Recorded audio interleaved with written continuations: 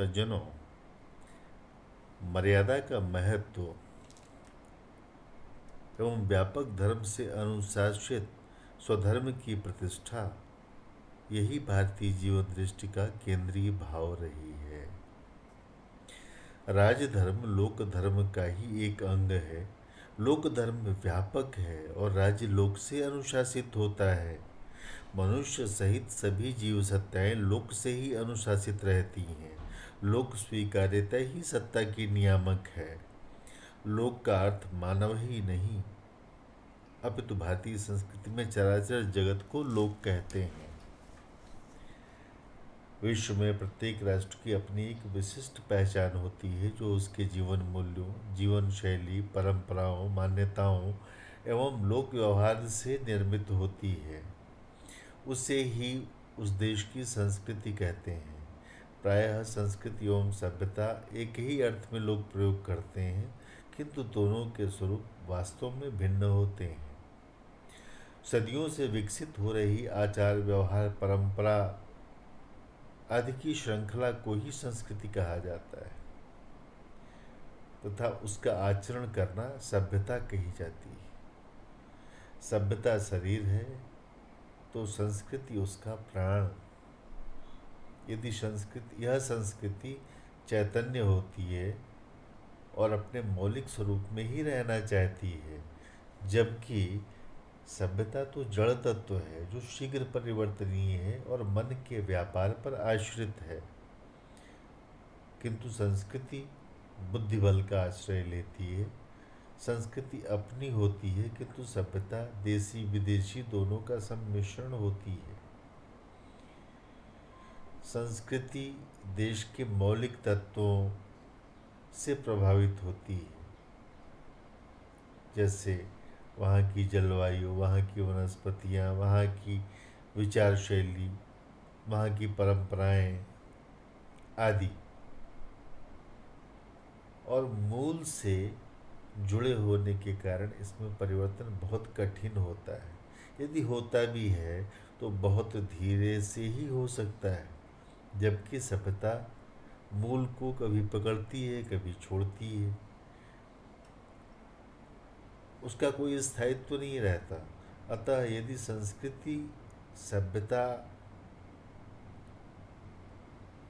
पर अंकुश लगा सके तो बहुत ही अच्छा होता है, किंतु यदि सभ्यता संस्कृति पर अंकुश लगा दे तो समाज के लिए, देश के लिए बहुत ही हानिकारक होता है। सभ्यता नष्ट हो सकती है, परंतु संस्कृति का बीज तो अमर होता है। संस्कारों, मूल्यों, परंपराओं तथा लोक व्यवहार से निर्मित तो दो प्रकार की जीवन शैली एवं व्यवहार या विचार शैली पूरे विश्व के लोगों में पाई जाती है, जिसमें एक तो है जो सभी के स्वत्व का, सभी की निजता का, सभी के अंदर परमात्मा के रूप में उपस्थित गुणों का, सभी को ईश्वर स्वरूप मान के उसके गुणों का संरक्षण करना, विकास करना, अर्थात उसके स्वत्व का, उसकी निजता का, ईश्वर ने जैसा उसको बनाया है वैसे स्वभाव का संरक्षण करना, उसका विकास करना, उसका पोषण करना, जिसे हम भारतीय संस्कृति भी कहते हैं, और जो 1,97,29,49,121 वर्षों से सुपरीक्षित, सुव्यवस्थित तथा दर्शन, विज्ञान, व्यवहार इन तीनों धरातलों पर प्रमाणित है और अपने सदुपयोग से पूरे विश्व की मानवता का उत्कर्ष सुनिश्चित कर रही है, वह सनातन धर्म है, या इसको भारतीय संस्कृति भी कह सकते हैं, जो हर देश में, हर काल में, अर्थात हर समय में और हर व्यक्ति के लिए उपयोगी है, जिसकी सत्ता, महत्ता, उपयोगिता कभी भी, किसी के लिए भी, किसी भी समय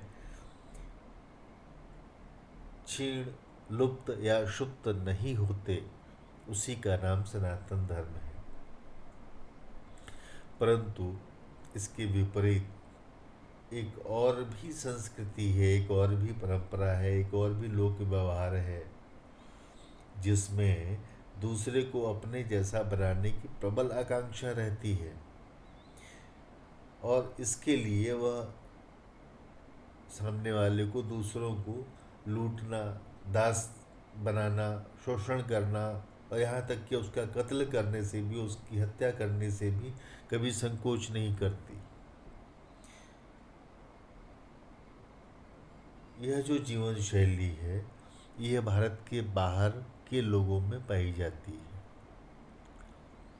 प्रायः शब्दों के फिर जाल में उलझा करके वो अपनी सभ्यता का, अपनी संस्कृति का, अपने बड़प्पन का बखान तो करते हैं, लेकिन सत्यता ये है कि इस दुनिया में समस्त सारी अनाचार, अमानवीयता, जाहिलता, घृणा, विद्वेष, लूट, शोषण, दासता, ये परंपराएं विदेशों की देन है। भारत में ये कभी नहीं रहा, क्योंकि यहाँ की संस्कृति सिया राम में सब जग जानी, करहूँ प्रणाम जोर जुग पानी, इस धारणा में विश्वास रखती है।